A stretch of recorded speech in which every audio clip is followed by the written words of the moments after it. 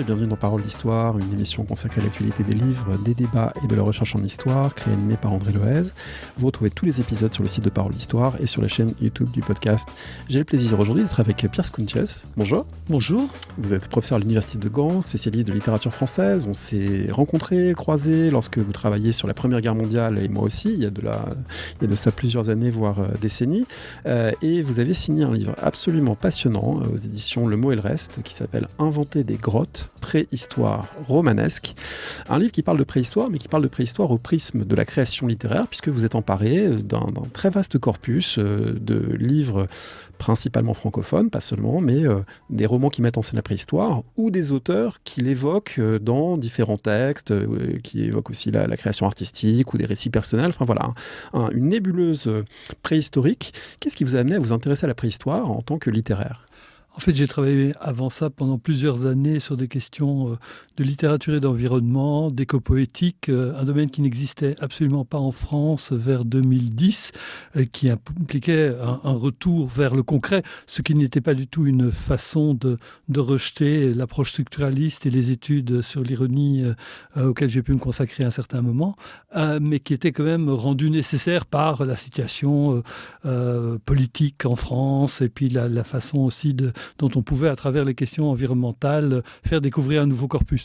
Après 10 ans de travail sur ces questions-là et plusieurs livres, j'ai quand même ressenti le besoin de changer de domaine, d'autant plus que les questions d'éco-poétique étaient devenues tout à fait légitimes, ce qu'elles n'étaient pas au départ, et j'ai un intérêt ancien pour tout ce qui est préhistoire.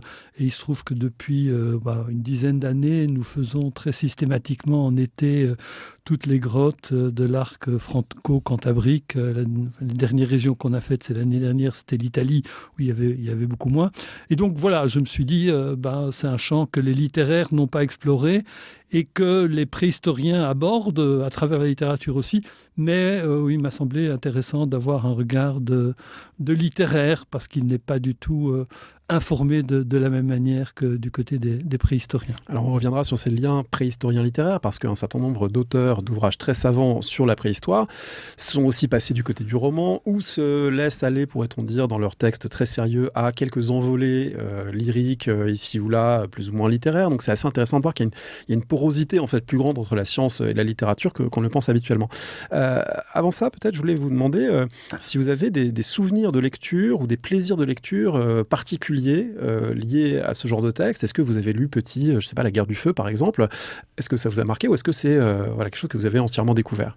Non. J'avais les lectures que les gens de ma génération encore ont pu avoir, parce que des choses traînaient dans les bibliothèques familiales. J'avais évidemment lu La Guerre du Feu. J'avais aussi lu Da, le premier homme de Haraucourt. Et puis il y a quelque chose de beaucoup plus immédiat, beaucoup plus récent. C'est qu'au moment où ma fille avait 8-9 ans, elle en a 30 maintenant, je lui ai fait lire Jane Auel, Les Enfants de la Terre, qui est cette énorme saga qui a rendu de nouveau la préhistoire très actuelle, puisque Jane Auel l'a revisité à travers une figure de femme héroïque, offrant un tout nouveau modèle. C'est les années 1980, si je me trompe pas. C'est 80 que ça a été publié. Ma fille étant plus jeune que ça, elle l'a lu plus tard. Mais donc ça m'a ramené à relire ça, en fait, parallèlement avec elle, en même temps qu'on lisait à peu près Harry Potter. C'était une grande lectrice, c'est toujours une grande lectrice.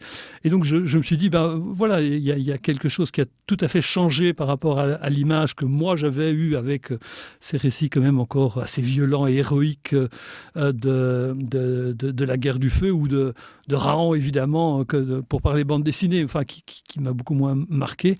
Et donc, je me suis dit que c'était un champ à explorer qui avait été un peu délaissé par les littéraires, puisqu'on n'est pas dans la grande littérature. J'ai travaillé sur des auteurs majeurs, mais là, on est dans une littérature qui n'est pas, et qui n'a jamais été canonisée. Même La Guerre du Feu, on connaît, mais je ne sais pas si on le lit encore beaucoup, et ça ne fait pas partie de l'histoire littéraire telle qu'on l'enseigne à l'école ou à l'université. Du moins pas pour des raisons littéraires.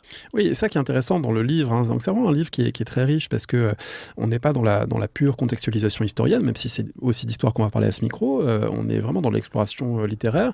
Et vous dites bien qu'il y a une forme de mépris en fait pour ce genre ou pour ces thèmes préhistoriques dans la littérature, une forme de mépris qui n'est pas toujours justifiée, mais qui malgré tout s'explique aussi parce qu'il n'y a pas non plus, on n'est pas chez Proust, on n'est pas chez Mallarmé, donc on est quand même chez des auteurs qui parfois appliquent des recettes et un peu mécaniquement. Donc vous essayez de trouver un entre-deux pour ne pas les mépriser, mais ne pas non plus peut-être les réhabiliter totalement.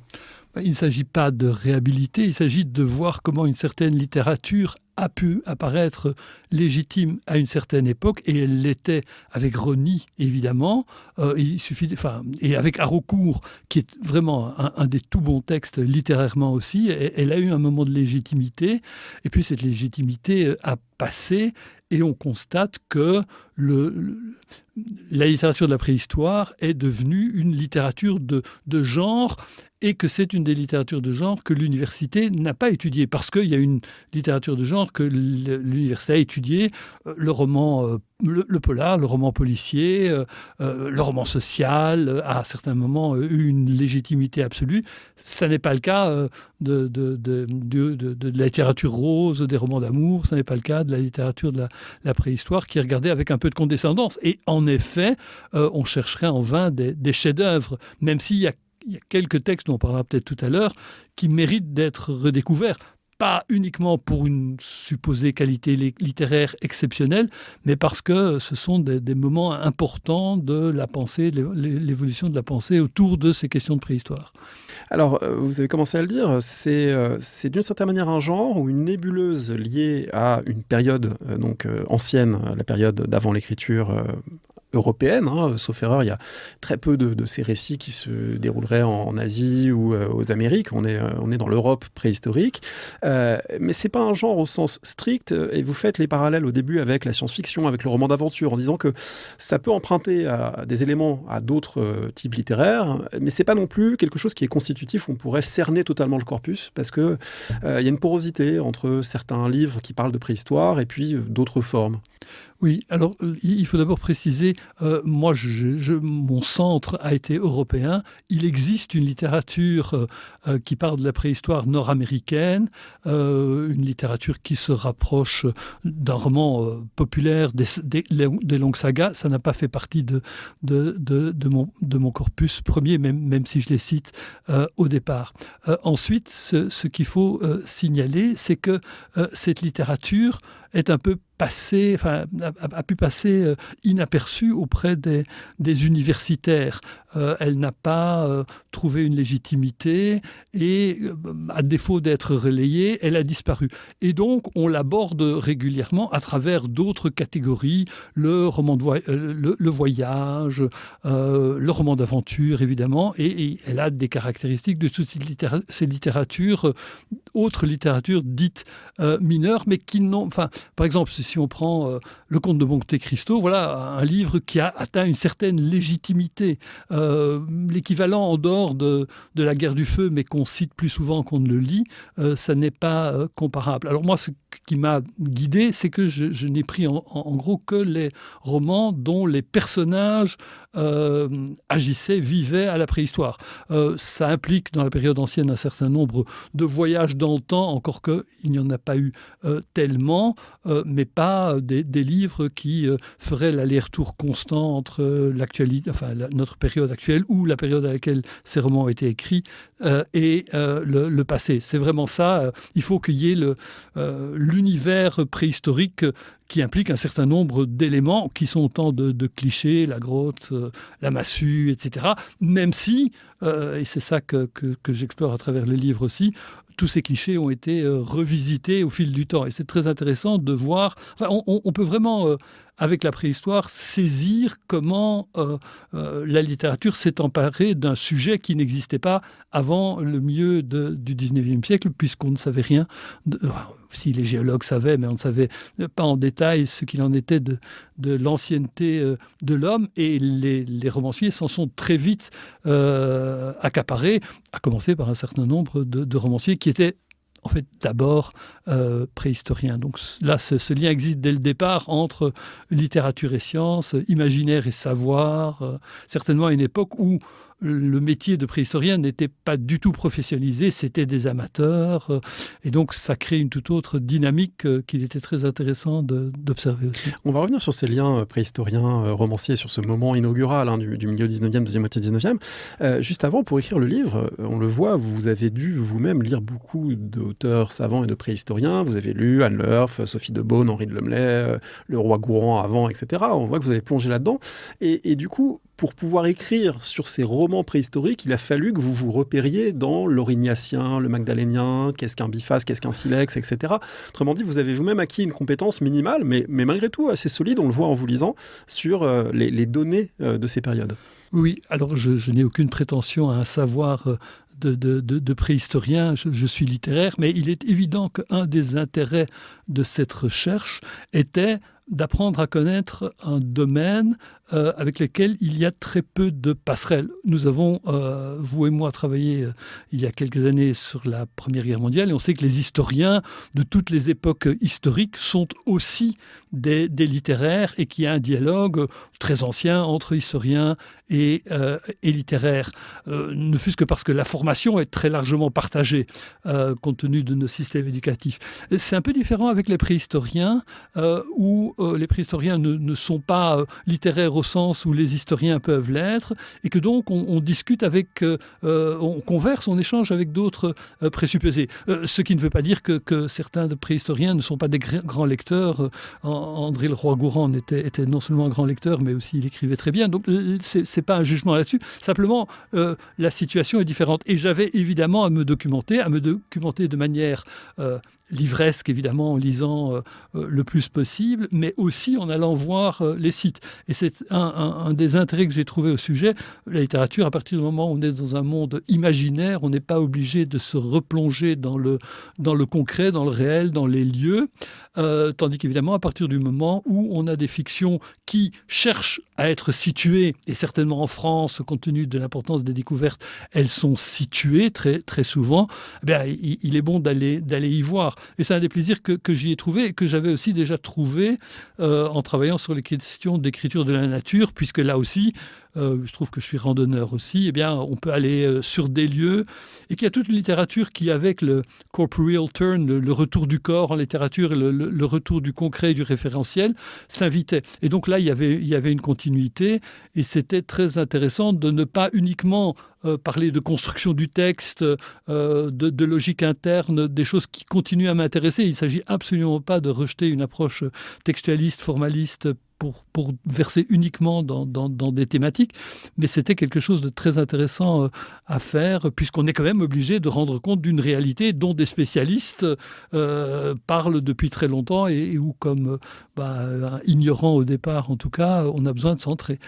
Puisque évidemment, il y a une grande différence entre même le péplum, ou les romans historiques, le Moyen-Âge, etc. La préhistoire ne fait ni en Belgique où je vis, ni en France, ni dans la plupart des pays occidentaux d'ailleurs, ne fait partie de la culture générale. Nous savons tous à peu près placer la Renaissance, le Moyen-Âge, etc. Mais ce n'est absolument pas le cas pour les périodes les plus anciennes. La disparition des Néandertals, ce serait un grand point d'interrogation pour la plupart des gens, et pour moi aussi, il y a une quinzaine d'années. Et je ne parle même pas des différentes, de la succession des traditions lithiques qui marquent... là c'est tout à fait... Oui, la plupart des gens ne connaissent pas le moustérien et le moustérien, pas le différencier de l'Aurignacien. Et la différence entre le néolithique et le paléolithique est vaguement connue parce que les mots sont un peu transparents, mais demander de mettre des dates dessus, de début et de fin, c'est pas le but non plus du livre. Je veux dire, pour ça, il y a d'extraordinaires livres de synthèse faits par des préhistoriens. Là n'est pas mon but, mais il fallait, à partir du moment où on étudiait les textes, avoir un certain nombre de repères. Même si, je dois le dire tout de suite, beaucoup de textes en dehors de l'opposition Néandertal, Sapiens, et encore, d'après les époques, la préhistoire est une période qui n'est pas plus définie dans les datations que ça, et beaucoup de datations qu'on donne ou qu'on a donné sont fantaisistes, ont été corrigés depuis, puisque la préhistoire avance très très vite et que les questions de chronologie ne durent pas nécessairement très très très longtemps. Alors même sans chronologie exacte, il y a quand même une chose frappante en vous lisant, c'est que la grande majorité de ces productions littéraires ne couvrent pas toute la préhistoire de manière homogène, on va dire de l'Australopithèque au poteries néolithiques. Il y a quand même une focalisation énorme sur la fin du Paléolithique et sur, on va dire simplement, la période où les Homo sapiens savent chasser et peindre. Et du coup, il y a des formes d'identification qui semblent beaucoup plus efficaces. Tout à fait. Le seul à avoir tenté une fresque énorme qui reprend l'intégralité de l'histoire de l'espèce humaine ou des espèces humaines, c'est Pierre Pelot avec Sous le vent du monde, qui a fait un énorme livre, c'est plusieurs livres, ça fait plus de 1500 pages, où là, lui, justement, il a cherché à brosser cette évolution. Mais c'est vraiment le seul. Sinon, en effet, c'est la période, comme vous la décriviez, avec évidemment une attention toute particulière à partir du moment où il y a eu les découvertes des grandes cavernes ornées. À partir de ce moment-là, évidemment, la question de l'art qui était immédiatement accessible, c'est évidemment invité aussi en littérature. On peut signaler peut-être un auteur qui a évoqué une période, sauf erreur de ma part, antérieure, c'est un des seuls que j'ai lu dans tout ce que vous écrivez, donc j'ai envie d'en parler un peu, c'est Roy Lewis, Pourquoi j'ai mangé mon père, parce qu'il met en scène finalement un homo erectus en quelque sorte qui n'a pas envie de l'être, ou du coup qui se demande est-ce que c'est vraiment une bonne idée de descendre des arbres, est-ce que c'est vraiment une bonne idée de se mettre debout, est-ce que tout ça va pas nous plonger dans une catastrophe, le feu ça va tous nous brûler, et là c'est un livre très très drôle qui est devenu un peu un classique en langue anglaise et qui met en scène un premier basculement vers l'hominisation, pourrait-on dire. Oui. Alors là c'est intéressant parce que je ne l'ai pas cité tout à l'heure, mais j'aurais dû le citer parce que c'est un livre que j'ai lu adolescent aussi, puisque les traductions, c'était Vercors qui les avait faites et que j'étais lecteur de Vercors à l'époque. Et puis en plus que c'est un livre amusant et qu'on fait lire à des jeunes adolescents, ce qui avait été mon cas aussi. Alors là, ce qui est très intéressant, c'est que c'est un roman qui est à la fois très informé. Teilhard de Chardin, qui l'a fait traduire aussi, en disait beaucoup de bien. C'est vraiment désopilant. Et donc, c'est très informé. Mais en même temps, il n'y a aucune volonté de réalisme. Et c'est même une mise en garde contre le risque, justement, autour du feu, des réactions en chaîne et de l'opposition entre conservateurs et progressistes, avec quand même un point d'interrogation auprès des inventions qui peuvent aboutir justement, livre publié quand même pendant la guerre froide, menaces de guerre atomique, etc., où les réactions en chaîne, le mot apparaît dans le texte, peuvent donner le pire. D'où le fait que, évidemment, tuer le père accidentellement, soi-disant accidentellement, mais évidemment très consciemment, était une manière d'arrêter le progrès, sans pour autant aller prôner ce que raconte un autre personnage du livre, qui est le retour aux arbres, qui est très... Back to the trees. Back to the trees, absolument. Alors c'est intéressant ce thème du retour aux arbres, parce que finalement ça va ouvrir sur un des thèmes majeurs, y compris de certains des premiers textes que vous étudiez au 19e siècle. Une des choses qu'on comprend en vous lisant, c'est que si la préhistoire fascine un certain nombre de gens, c'est sans doute parce que l'Europe se modernise à toute vitesse et que des voies de chemin de fer et puis des usines se mettent à la couvrir de fumée, et qu'il y a des gens, dès le 19e et encore au 20e et encore aujourd'hui, qui vont voir dans la préhistoire une sorte de miroir pur dans lequel contempler le monde moderne et s'en extraire. Oui, il y a un paradoxe qui est central dans ce roman, en particulier 19e, mais ça se ressent jusqu'à aujourd'hui. D'une part, c'est une littérature qui entendait montrer le progrès de l'humanité, puisque évidemment, à partir du moment où on constate la vie qui était supposément rude de nos ancêtres, des âges farouches, voilà, le combat contre la nature, contre les grands prédateurs, etc. Et puis on évolue vers une société qui est la société bourgeoise de la fin du 19e siècle, où évidemment le confort est acquis, le confort, et puis il y a un progrès moral qui va de pair avec ça. Donc ça, c'est une tendance, il y a énormément de romans qui s'inscrivent dans cette lignée-là. En même temps, et ça c'est visible en littérature aussi, il se trouve que j'ai aussi beaucoup travaillé sur la littérature anarchiste, les milieux libres à la fin du 19e siècle, les colonies façon Aiglemont, etc. Et qu'il y a un certain nombre de personnes qui ont critiqué ce progrès et qui voyaient, tantôt collectivement, tantôt individuellement, qui voyaient un certain salut dans un retour à la nature. Et il y a, je pense que je ne sais pas si c'est dans le livre que je le raconte, j'ai un peu oublié, il y a une revue anarchiste qui a une vignette, et c'est assez parlant, qui est une vignette qui montre une vue de ville avec des clochers, évidemment, l'église, mais aussi des usines polluées, etc. Et à l'avant-plan, on voit un préhistorique, un homme fier avec, je ne sais plus, sa hache dans la ceinture, en train de parler à des prolétaires en haillons, un mineur, etc. Et la phrase dit de mémoire ceci, alors mes gaillards, c'est ça que vous apprenez à appeler le progrès. Voilà, on voit très bien. Et il y a un certain nombre de figures assez originales d'ailleurs, dont un Belge qui s'appelle Pierre Nist, qui a véritablement écrit des romans dans une perspective primitiviste. Il allait lui-même passer du temps dans la forêt des Ardennes, et il y a tout un espèce de côté à la fois retour à la nature et viriliste très très marqué dans cette littérature-là, où on dit, ben voilà, c'est enviable. Tantôt pour des raisons sociales, ça c'est l'anecdote que je racontais autour des anarchistes, tantôt des projets beaucoup plus individualistes et qui ne doivent rien à cet imaginaire-là, mais qui se retrouvent par la volonté de retrouver un lien direct avec la nature. Et je pense d'ailleurs qu'un certain nombre de livres qui s'écrivent aujourd'hui, alors très souvent par des femmes, parce que le corpus a été revisité par des écrivains, on en parlera peut-être tout à l'heure, c'est aussi une manière de vouloir se réapproprier un rapport à la nature par l'imaginaire de la préhistoire. Si on revient sur cette deuxième moitié 19e, il y a un auteur intéressant, c'est Jules Verne, parce que c'est pas exactement la préhistoire, mais le voyage au centre de la Terre joue quand même avec l'idée de ces strates que l'on franchit, et c'est vraiment le moment où, à la suite de Boucher de Perthes et d'autres, on prend conscience que le sol recèle le passé, et donc c'est quand même une des premières mises en forme romanesques très visibles de ce processus. Absolument. Évidemment, ce sont les géologues qui ont d'abord pris conscience de l'ancienneté de la Terre et par conséquent aussi potentiellement de l'humanité.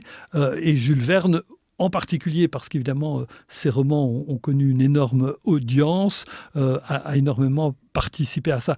À strictement parler, évidemment, ce ne sont pas des romans préhistoriques, puisque ce sont justement des romans qui mettent en scène des voyageurs de l'époque qui retournent, enfin qui rencontrent la préhistoire. Donc, évidemment, c'est très différent puisqu'on a, comme chez un certain nombre d'autres, on a dans ces voyages-là, on a des armes, on a des éléments de la modernité, ce que le roman préhistorique stricto sensu n'a pas, ou alors très ponctuellement. Mais évidemment, c'est quelque chose. Bon, voilà, quand j'ai lu Jules Verne, aussi adolescent, j'ai jamais pensé au roman préhistorique, puisque voilà.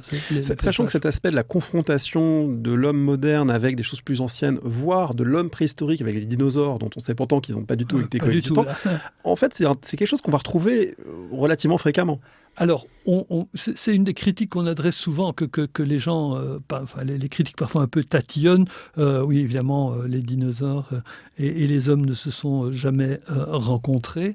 Mais en fait, quand on regarde... Loin de là, à des oui, non. Centaines en effet, de millions d'années près. Absolument, voilà. Oui, non.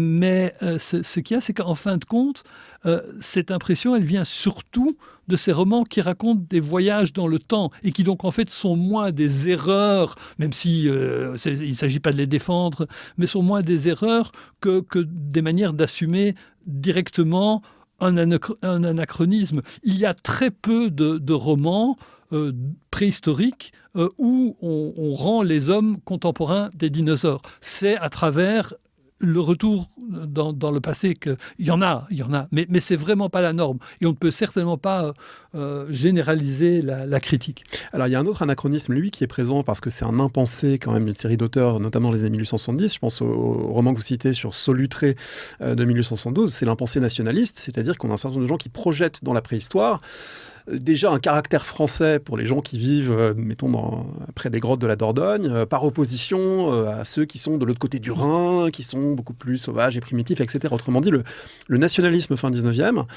trouve dans la préhistoire aussi un terrain d'application. Absolument. Ça, c'est évidemment...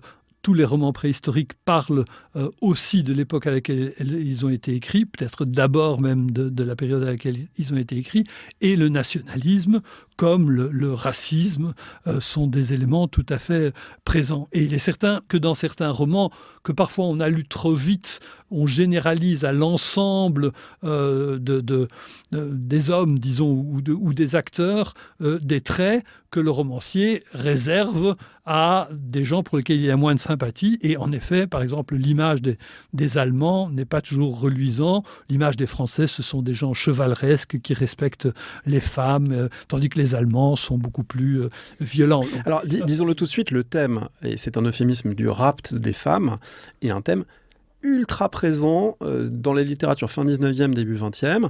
Est-ce qu'il faut y voir une forme de sublimation des appétits sexuels d'un certain nombre d'auteurs que la société contemporaine ne permettait pas vraiment d'exprimer, donc du coup sous la forme un peu du voyeurisme, de scènes de ce type dans la préhistoire, ça permettait d'en parler pour l'attribuer à des peuples jugés primitifs? Est-ce que c'est une manière de mettre en scène au contraire le côté chevaleresque du bon héros préhistorien qui lui ne violente pas les femmes? Enfin voilà, je ne sais pas comment il faut l'interpréter, mais vous donnez des pistes, mais en tout cas ce qui est sûr, c'est que c'est extrêmement présent. Oui, c'est extrêmement présent. Alors c'est extrêmement présent, mais c'est d'abord présent dans la lecture que nous en avons, qui passe par la peinture et le dessin.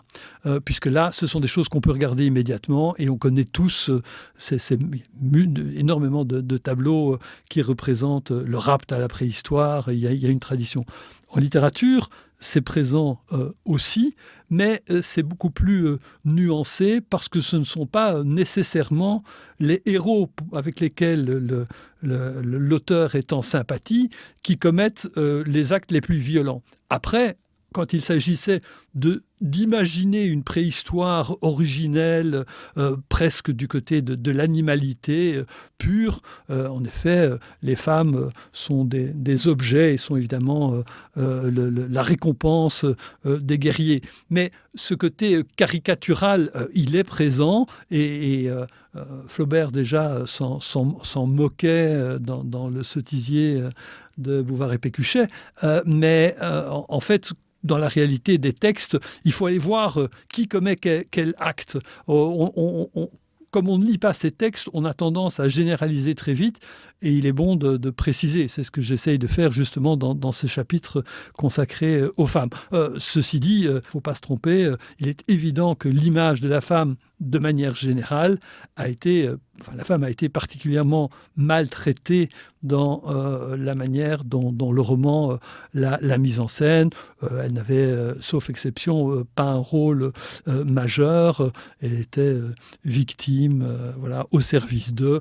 Là encore, dans une manière de doubler des attitudes qui étaient propres au XIXe siècle. Mais parfois, on caricature trop, et on pourra peut-être y revenir aussi.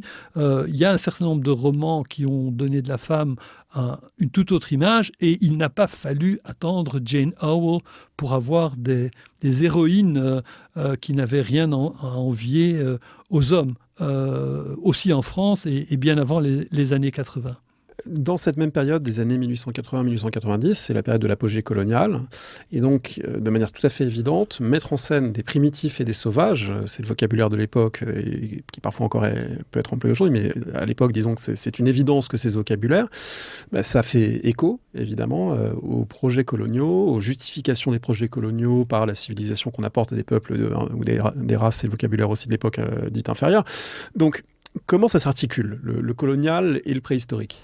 Oui, c'est évidemment, j'ai consacré un chapitre à ces questions-là aussi. C'est évidemment tout à fait central et à certains moments, c'est très déplaisant pour nous autres d'être confrontés à ces lectures-là.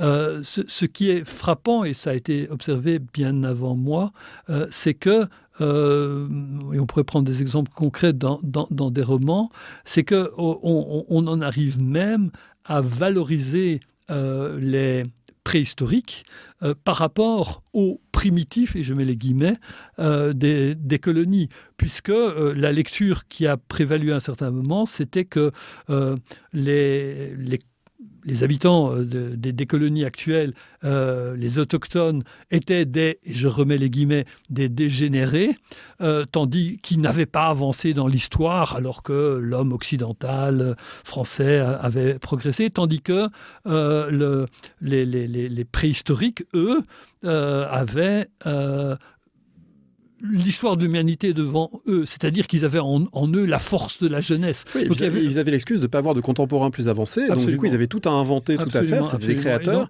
alors que les autres qui sont restés passifs, tandis que le monde avançait, ils sont en faute. Ils sont en faute, oui. En tout cas, on peut leur reprocher de pas être on leur a reproché, et il y a des textes et des préfaces de romans qui sont tout à fait explicites à ce sujet-là, et qui étaient signés évidemment par des grandes autorités de l'époque. Donc les questions de race, le traitement raciste est tout à fait parallèle à ce qu'on peut voir au traitement anti-féministe, disons, d'une certaine littérature.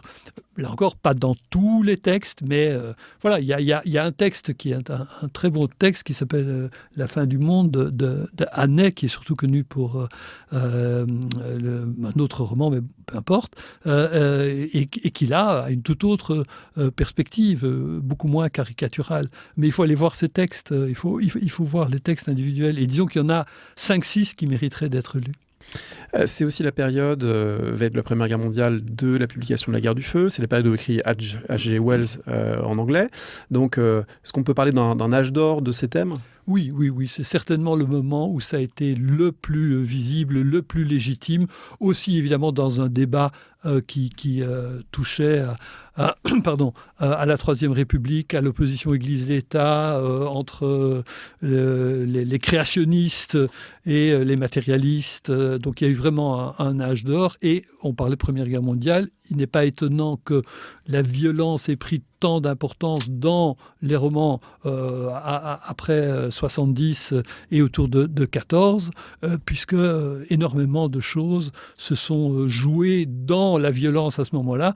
Et donc, le public était prêt à recevoir cette violence des origines, puisque le public avait pu constater la violence des massacres de 14-18 ou de la violence en 70. Donc voilà, là c'est tout à fait normal.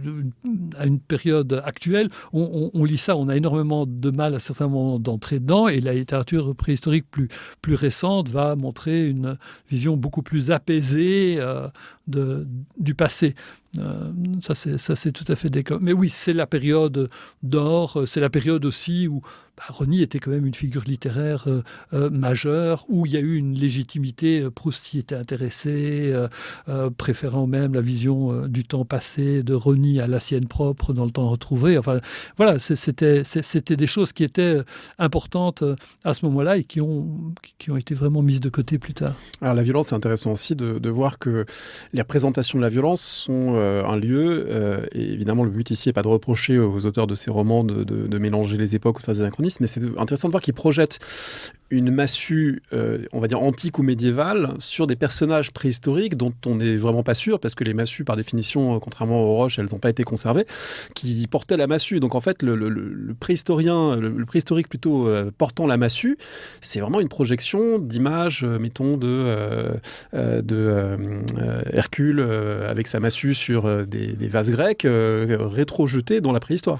Oui, tout à fait. Le cas de la massue, de la peau de bête, enfin pour Hercule, ça serait encore la peau de bête, enfin c'est une autre bête, mais la peau de bête, il n'y a pas de preuves, enfin du moins on doute très fort qu'il y ait des preuves préhistoriques de la massue, puisque contrairement à des javelots qui ont pu être conservés, on n'a pas de massue complète en tout cas qui existe. C'est pas seulement évidemment Hercule, c'est aussi la tradition de l'homme des bois, les Groenemannen, la tradition toute germanique, et là la représentation vient directement de cet imaginaire-là, et ça fait toujours partie de l'image d'Épinal populaire, avec la grotte. On a tous les signes de reconnaissance. Une fois encore, c'est vrai dans la littérature, c'est présent, mais c'est évidemment beaucoup plus caricatural dans les dessins, où voilà, une grotte, une massue, une peau de bête, une femme traînée par les cheveux, ça vous situe tout de suite le propos. La littérature, c'est quand même un peu plus complexe. Et il ne faut pas oublier non plus que la massue, qui est vraiment la manière avec laquelle un certain nombre de héros se définissent, permet aussi des jeux littéraires. Il y a aussi, c'est un objet, et là on entre plus dans le texte, c'est un objet qui peut être montré dans sa manipulation. La scène de combat permet à l'auteur de montrer comment il peut rendre de manière linéaire un combat qui se passe de manière simultanée. Donc la massue offre des avantages, pas seulement thématiques, mais encore d'écriture. On peut comparer plusieurs maniements de massue dans le roman préhistorique et voir comment ça montre très très bien l'écriture propre à tel ou tel écrivain. Alors si on arrive dans les années 1920, vous mettez en avant un auteur aujourd'hui assez oublié, Max Beguin, je ne sais pas comment Beguin, on dit. Beguin. Max Beguin qui est intéressant pour plein de raisons, et notamment qui est intéressant parce qu'il illustre cette porosité entre le savant et le littéraire, puisque c'est à la fois un découvreur et quelqu'un qui a écrit des textes à visée scientifique, et puis un romancier. Donc est-ce qu'on peut en parler un petit peu, et à travers lui parler de ces interactions entre la science et la littérature? Oui, Max Beguin, c'est un cas très intéressant puisque c'est le fils du comte Beguin. La famille Beguin est toujours aujourd'hui propriétaire des cavernes, entre autres celle des trois frères. Et Max Beguin a participé est un des inventeurs d'une des cavernes les plus importantes. Et donc, il en a tiré ultérieurement un roman. Et ce roman est très intéressant parce que, évidemment, il prend la légitimité du découvreur, du spécialiste aussi, mais il est beaucoup moins caricatural qu'on ne pourrait le penser, dans la mesure où, justement, lui va donner un rôle assez substantiel et même glorieux à un personnage de femme. Et on est en 1925. En même temps, c'est exactement un livre qui prolonge ce qu'on disait tout à l'heure au sujet de la Première Guerre mondiale, puisque Max Beguin, comme ses frères co-découvreurs avec lui, donc c'est toutes les cavernes du Volpe, donc co-découvreurs, ils ont fait la Première Guerre mondiale, et donc on sent aussi très fort dans cette littérature l'expérience de la Grande Guerre, et surtout l'attitude, alors là, littéraire, qui rend un certain nombre de gens plus légitimes que d'autres pour parler de certains événements.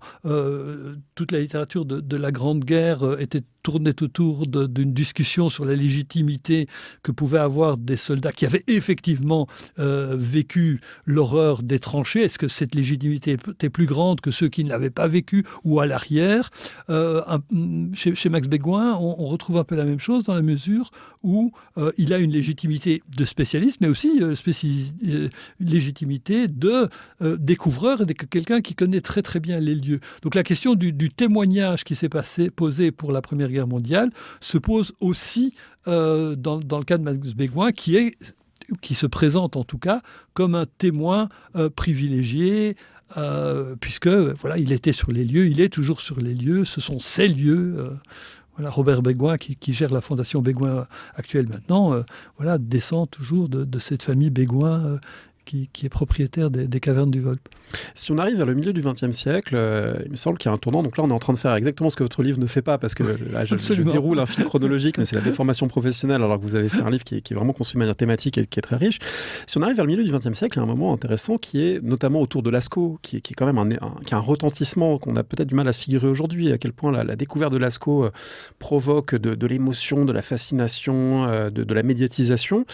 Et on a l'impression qu'au lendemain de la Deuxième Guerre mondiale, tous les grands noms de l'histoire de l'art et de la pensée, des gens comme Bataille, Malraux, vont à Lascaux et écrivent sur Lascaux et sur leurs émotions que procure Lascaux, et que c'est un moment un peu de vertige face aux origines et aux origines de l'art, et que là, il y a un moment préhistorique qui dépasse le cadre du roman et de ses codes un peu hérités du roman d'aventure, type La Guerre du Feu, pour atteindre à des proportions, on va dire, plus grandes dans le monde littéraire, au sens large. Oui, dans le monde culturel et artistique, puis c'est à ce moment-là qu'il y a pu avoir une influence aussi sur des artistes majeurs de l'époque. Ce qu'il y a évidemment, c'est que la découverte de Lascaux venait à point nommé après la défaite française. La France qui était déjà considérée avec la Vézère, les Hésitaillacs, qui était déjà considérée comme le berceau non seulement de la préhistoire, mais quelque part de l'humanité telle qu'on la définissait, se voyait confortée dans ce rôle, puisqu'on avait avec Lascaux, à l'époque, une des plus belles grottes ornées. Et donc il y a eu une fierté tout à fait légitime nationale. Ensuite, comme ça a été en plus immédiatement exploité touristiquement, ça a rayonné très largement et c'est devenu un lieu un peu mythique et symbolique. Et on sait que Malraux invente un passage où il lit résistance et Lascaux, alors même que les historiens ont montré depuis longtemps qu'il était tout à fait impossible que Lascaux ait servi de cache d'armes à la résistance. Mais on voyait ce que ça pouvait avoir de symboliquement fort de faire coïncider la résistance française avec l'ancienneté de Lascaux. Oui, il y a une résistance venue du fond des âges et du sol et de l'âme, exprimant l'âme originelle du pays. Et vous signaliez bataille. Là aussi, il y a quelque chose d'assez amusant avec le recul. Là aussi, ça a déjà été observé initialement, surtout par des gens qui n'étaient pas français. Alors, on peut évidemment être admiratif de l'écriture de Bataille, mais enfin, quand on regarde avec un peu de distance, on peut être qu'étonné de se dire que l'origine de l'humanité, telle que nous devons la penser, elle est à Lascaux, à savoir en France, quand on crée ça. Il y a une manière quand même, là aussi, de récupérer. Il n'y a plus personne aujourd'hui qui oserait dire que la naissance de l'art, c'est Lascaux, alors que c'était évidemment une très belle histoire à raconter. Aujourd'hui, si on avait ce genre de propos, alors qu'on sait que partout au monde, il y a des œuvres préhistoriques importantes, ça serait en tout cas malvenu d'encore imaginer que c'est précisément à Lascaux, au moment où la France subit la défaite, qu'il y a ça. Je le dis comme ça, là c'est les épistémologues, les historiens de la science ont déjà très très bien montré ça, et les préhistoriens en sont tout à fait conscients. Mais c'est vrai que ça a marqué aussi la littérature, même si la grande période du roman préhistorique, à ce moment-là, est déjà derrière nous. Il y a une réactualisation qui va se réaliser un peu plus tard, mais là, les textes qui circuleront, en particulier Rosny, mais alors Bégoin aussi, existent déjà. Après, il va y avoir des choses dans les années 60. Alors, on va y arriver juste avant. Est-ce que vous voulez bien raconter l'affaire Breton ? Parce que moi, je l'ai découverte en vous lisant, et je trouve qu'elle est quand même assez incroyable. Oui, c'est une anecdote. Breton à Pêche-Merle. Donc André Breton, le chef de file du surréalisme. Oui, chef de file du surréalisme, vraiment une des figures intellectuelles majeures, tout à fait essentielle, visite Pêche-Merle. Il a une maison à côté, et il visite Pêche-Merle, et il est irrité par l'exploitation commerciale, qui est une réalité, il ne faut pas en douter, c'est encore toujours une réalité, est irrité par l'exploitation commerciale, et il se dit que ce sont des faux, et d'ailleurs il lui semble, comme à beaucoup d'inventeurs, de découvreurs d'ailleurs, que cette peinture est beaucoup trop fraîche. Alors c'est le propriétaire qui fait, je pense le propriétaire ou le gérant qui fait la visite, et Breton est irrité, et il prend son pouce et il passe son pouce sur 3 cm de trompe d'un mammouth. Voilà, d'un mammouth peint 20 ou 30 millions avant. Absolument. Et donc il fait ça, d'où en plus... Et il l'efface. Ah oui, il l'efface. Oui. Enfin, on peut le voir. Si vous demandez à un guide, vous êtes à Pêche-Merle, vous dites c'est quel mammouth que Breton a amélioré artistiquement, il vous le montrera. Et donc, à ce moment-là, il y a une altercation et il y a un procès. S'ensuit un procès où Breton va être condamné. Alors on ne sait pas exactement s'il a fini par devoir payer l'amende à laquelle il a été condamné, mais ce qui est très intéressant... Et avec le banc et l'arrière-ban du monde élève français qui signe les pétitions. C'est ça que j'allais dire. En attendant, il y a le banc et l'arrière-ban du monde des lettres français et intellectuel qui défend Breton, disant que voilà, enfin, une figure pareille, c'est l'esprit critique qui s'exerce, et enfin voilà. Ça n'a pas été vrai pour tous les intellectuels français. Et de mémoire, enfin, j'ai pas été, mais voilà, le roi Gourand a fait une réponse qui était autrement moins généreuse pour Breton. Et il y en a d'autres qui ont dit, ben voilà, à ce rythme-là, on peut aller effacer un bout de la Joconde. Ouais, donc là, c'était très intéressant. Et ça, c'est 1952. 52, absolument. Ouais. Alors, effectivement, on va arriver à ces années 1960-70 qui sont un moment de foisonnement culturel, un moment d'expérimentation dans le monde des lettres de manière plus générale. On peut penser aux nouveaux romans, on peut penser à évidemment beaucoup de recherches formelles. Et du coup, le monde de la préhistoire va être réapproprié par un certain nombre de gens qui vont utiliser d'autres pistes et notamment mettre davantage en avant des figures féminines ou réfléchir même à des modes de narration un peu différents. Donc, on est dans un moment, on va dire, on sort des schémas très classiques antérieurs et il y a des renouvellements assez importants. Oui, il y a une chose importante, je le disais au début, la littérature de la préhistoire est tombée du côté de la littérature de genre. Et à ce titre-là, les romanciers ambitieux ou les jeunes romanciers se gardent d'emprunter cette voie-là qui n'est pas académiquement, scolairement légitime. Donc on est dans une littérature un peu marginale. Et donc une des manières de se... Enfin, il y a plusieurs manières, mais une des manières de se réapproprier la matière sans tomber dans cette littérature de genre, assimilée à une littérature populaire, voilà, d'aventure, d'exotisme.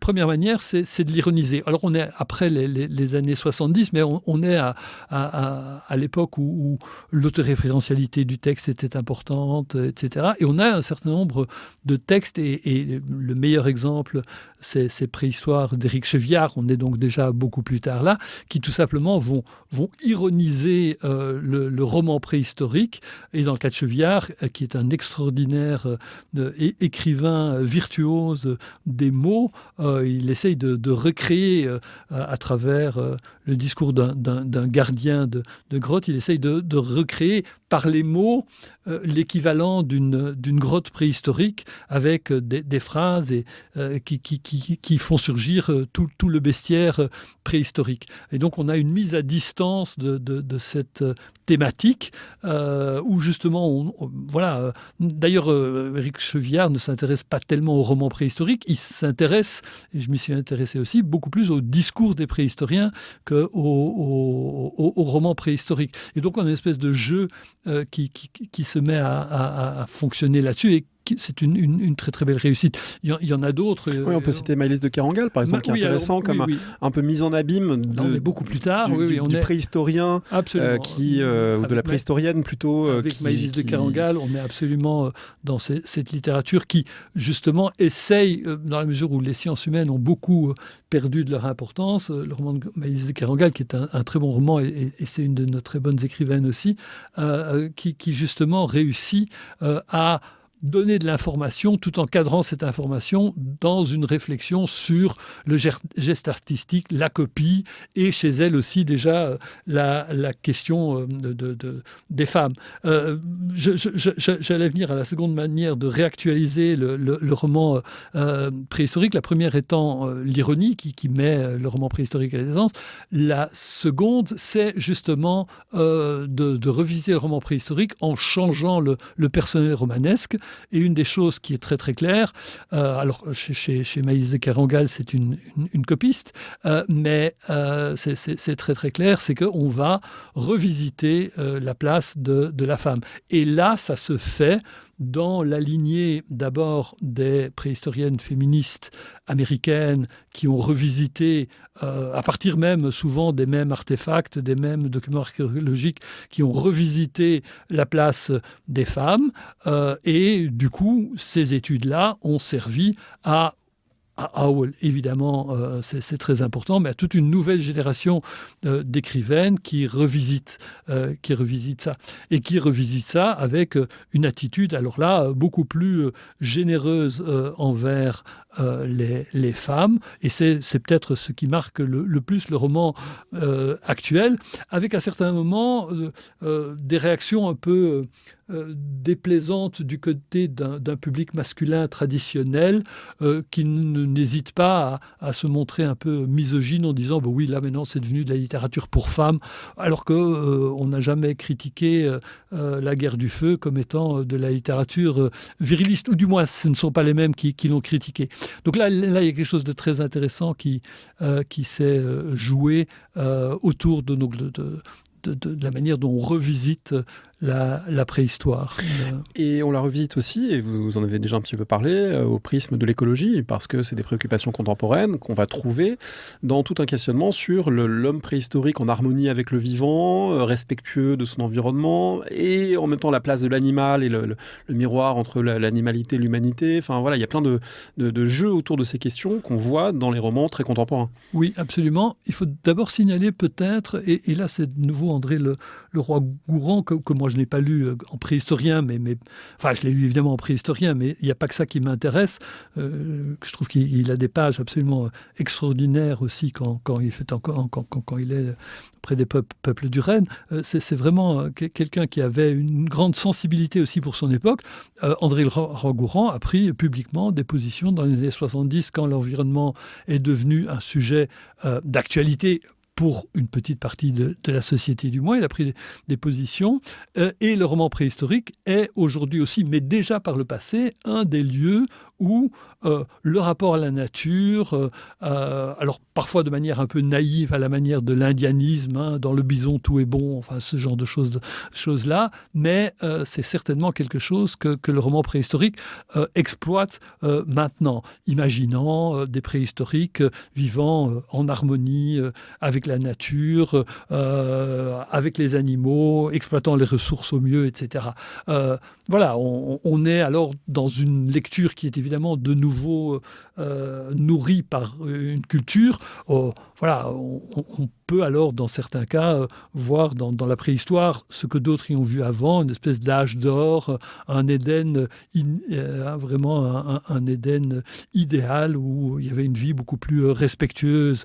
Mais là, ça serait en faire la critique. Beaucoup de ces romans cherchent justement, à travers la préhistoire, à imaginer pour nous un autre rapport au vivant, et pas seulement animal, mais aussi végétal, même minéral. Ces questions-là sont vraiment dans le roman contemporain très très présents. Alors peut-être pour terminer, une question plus générale qui serait sur les différences entre le roman préhistorique et le roman historique. Et il me semble qu'il y en a qu'elles sont tout à fait majeures. C'est que le roman historique prend appui sur des événements. Or la préhistoire, par définition, si on accepte, disons, la domestication du feu qu'on peut traiter comme un événement, mais en dehors de ça, il n'y a pas d'événement, ou disons le moment où le premier homme s'est mis debout, voilà, mais c'est des événements à une échelle telle que c'est pas l'événement comme une bataille qu'un romancier pourra raconter. Et puis c'est beaucoup plus dur d'assigner une intentionnalité aux gens, parce qu'évidemment, on n'a aucun écrit sur ce qu'ils pouvaient bien ressentir, ce qui explique pourquoi la question de l'interprétation des peintures est une question insoluble par certains côtés. Et du coup, ça fait du roman préhistorique beaucoup plus une page blanche, avec beaucoup moins de contraintes. Et alors, en vous lisant, j'ai l'impression que cette absence de contraintes, par certains côtés, ça peut donner le meilleur et le pire. Ça peut donner quelqu'un qui va finalement lire beaucoup de manuels sur la préhistoire et essayer de combler les vides et essayer de restituer des bouts de savoir, mais ça ne fait pas forcément quelque chose de très réussi littérairement. Ou alors, au contraire, une page blanche, où là, le meilleur peut se déployer parce qu'il n'y a aucune contrainte en dehors une forme de fidélité minimale aux conditions matérielles. Mais en dehors de ça, on peut quasiment tout imaginer et tout projeter. Oui, alors on pourrait évidemment discuter très très longtemps, et ça prendrait un autre podcast pour discuter de la différence entre le roman historique et le roman préhistorique. Et vous avez déjà donné énormément d'éléments. Évidemment, ce qu'il y a, c'est que pour l'histoire, il y a des documents. Il y a non seulement des documents, mais il y a des individus qu'on peut isoler. Donc on a des héros possibles, alors ou bien héros réels, ou bien héros calqués sur des personnages plus ou moins documentés. Donc ça fait une très très grande différence. Et en outre, le public des lecteurs connaît dans les grandes lignes l'univers, ou se laisse ou accepte qu'on le plonge dans un univers recréé historique, quelle que soit l'époque. Encore que, évidemment, les mêmes problèmes peuvent se poser. Voilà, le péplum, le kitsch du péplum, enfin, il y a tout plein de choses qu'il faudrait préciser, l'héroïsme du roman de KPDP, etc. Il faudrait faire des distinctions. Pour le roman préhistorique, alors, une page blanche, oui et non, parce que oui, on ne sait pas beaucoup et donc on est très libre d'inventer, mais en même temps, il y a des censeurs qui sont très présents, qui sont les préhistoriens. Et une des choses qui frappe évidemment constamment, c'est que dans les textes, dans les préfaces, dans les paratextes, à chaque époque, les écrivains font allégeance aux préhistoriens et disent, et c'est vraiment un cliché, disent que voilà, le roman a rempli les blancs par l'imaginaire, mais que la base est tout à fait vérifiée, correspond aux scientifiques. Et il se trouve que beaucoup de préhistoriens confirment l'exactitude des faits, sous prétexte qu'on prend voilà, une fresque qui existe effectivement, ou telle ossement, telle scène, tel enterrement, enfin, où on a trouvé des reliefs, des restes, on peut trouver ça. Mais en même temps, donc, malgré cette allégeance faite à la science et malgré le fait que les scientifiques reconnaissent l'exactitude de certains nombres d'éléments factuels, on se rend compte que l'ignorance de la science est peut-être une première caractéristique du roman préhistorique qui est loin d'offrir ce qu'il promet, à savoir un état même vulgarisé des connaissances préhistoriques. Si vous voulez apprendre quelque chose sur la préhistoire, il vaut beaucoup mieux lire les excellents ouvrages de synthèse que beaucoup de préhistoriens et de préhistoriennes aussi, il y en a plusieurs importantes, font, que d'aller lire un roman. Même s'il y a des préhistoriens ou des préhistoriennes qui en disent énormément de bien. Il vaut beaucoup mieux aller vers les très bons ouvrages de synthèse. Parce que la part de l'imaginaire est tout simplement tellement grande que l'instruire devient minime. Il y a un dernier point que je voulais soulever, j'ai envie de vous titiller sur un point, parce que c'est quelque chose que je n'ai pas trouvé vraiment dans le livre en tant que tel, et moi qui m'intrigue beaucoup. Les gens qui écrivent ces textes évoquent des époques, évidemment, où on ne sait pas exactement comment les gens communiquaient entre eux. Ils ne nous ont pas laissé de documents écrits, mais même à l'oral, on ne peut pas exactement savoir ce qui se disait, et leur langue n'était certainement pas le français du XXe siècle. Donc, quand vous avez des romans dans lesquels les auteurs des années 20 disent « Ah bah, un tel a été zigouillé », et zigouillé, en fait, on sait que c'est de l'argot des tranchées, qu'est-ce que ça veut dire que de placer dans la bouche de personnages préhistoriques soit une langue volontairement très raffinée, ou au contraire, est-ce qu'il y a des tentatives pour faire exister une sorte de langue fruste, de pré-langue, de proto-langue? Enfin voilà, est-ce que c'est une question qui se pose pour les auteurs que vous avez étudiés, comment on restitue un langage avant le langage? Alors, la question s'est posée, elle s'est posée surtout, elle est visible surtout dans les noms propres, où on a inventé des noms, et en fait, les noms propres sont là pour dire une langue qui n'est pas celle que les personnages parlent. Donc ça, c'est une première chose.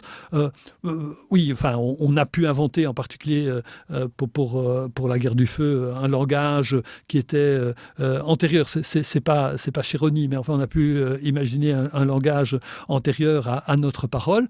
Mais donc, ce sont les noms propres qui sont là pour dire cet exotisme. En même temps, alors, et ça, c'est tout l'intérêt de la littérature aussi, il y a un certain nombre de romanciers qui ont refusé de céder à cet exotisme de la langue et qui ont donné des noms tout à fait qui correspondent tout à fait aux nôtres à leurs personnages, dans une manière de refuser ça et de montrer, de toute façon, on n'en sait rien, donc autant les appeler monsieur et madame Dupont plutôt que de leur donner des noms exotiques. Mais évidemment, le roman, il n'y a pas eu d'invention de langue particulièrement notable en littérature. D'ailleurs, il faut dire aussi que le roman préhistorique n'est pas le roman qui a inventé le plus formellement. Donc ces questions-là, ils sont souvent prisonniers d'un réalisme assez traditionnel, mais qui leur est imposé par l'exigence qu'ils ressentent de rendre compte des réalités, des silex taillés, etc. Mais alors du coup, ça pose des questions sur l'intériorité des personnages, parce qu'effectivement, si on voit des personnages faire des monologues intérieurs avec un vocabulaire émotionnel très raffiné et très complexe, c'est à la fois, ça veut dire qu'on reconnaît ces personnages comme nos contemporains parce qu'on leur prête des pensées et on leur prête des façons de sentir le monde et des émotions reconnaissables, mais dans quelle mesure est-ce qu'on ne leur prête pas de manière abusive par rapport à ce qu'un homo sapiens d'il y a 25 000 ans pouvait ressentir. Enfin voilà, il y a un paradoxe dans cette écriture. Tout à fait, mais ce paradoxe n'est pas différent du paradoxe qu'on avait chez les classiques qui faisaient parler des bergers comme des poètes. C'est-à-dire que c'est c'est quelque chose de tout à fait comparable. On prend le meilleur des deux mondes. On prend la proximité avec la nature, préhistorique ou berger, et on prend l'expression, alors tantôt naturaliste, tantôt avec une pensée, par exemple chez Haraucourt, une pensée beaucoup plus développée, une intériorité beaucoup plus riche, etc. Mais voilà, on veut avoir le meilleur des deux mondes. Je pense que l'attrait du roman préhistorique, c'est aussi cette volonté-là, et qui rejoint donc le berger poète. Est-ce que pour terminer, vous auriez un conseil de lecture, après avoir évoqué tant de noms, soit un conseil de lecture de romans, soit un conseil de lecture, au contraire, de livres pour découvrir la préhistoire? Ah oui, je vais en rester au conseil de lecture de romans. Je conseillerais un livre qui n'a pas beaucoup de visibilité, qu'on doit à un spéléologue très important qui a fait énormément de découvertes, souvent en compagnie d'ailleurs de son épouse, qui s'appelle Norbert Casteret,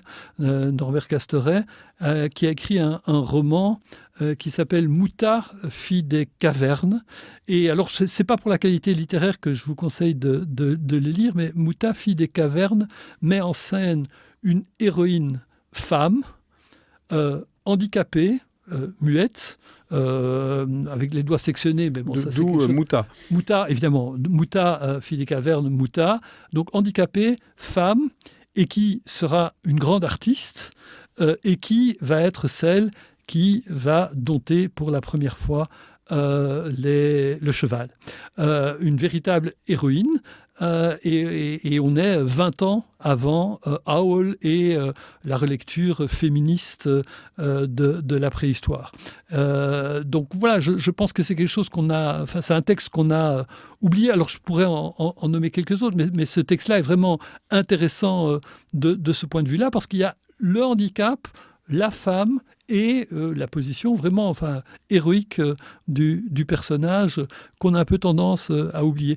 Le problème, c'est que les tableaux, on peut en parler très très facilement, on les voit, c'est facile à faire parler, c'est synthétique, tandis que les textes sont toujours très complexes. Ça prend du temps à lire, j'ai mis énormément de temps à lire cet énorme corpus, et les textes disent toujours plus que ce qu'on peut faire dire à une image. Et ce Casteret, je vous le conseille vraiment, il a été nourri par l'herbertisme, a fait toute une volonté aussi d'émancipation des femmes aussi par l'extérieur. Voilà, donc le Norbert Casteret, Mouta, fille des cavernes. Merci beaucoup, et je rappelle le titre de votre livre, Pierre Scontius, Inventer des grottes, préhistoire romanesque. Merci à vous.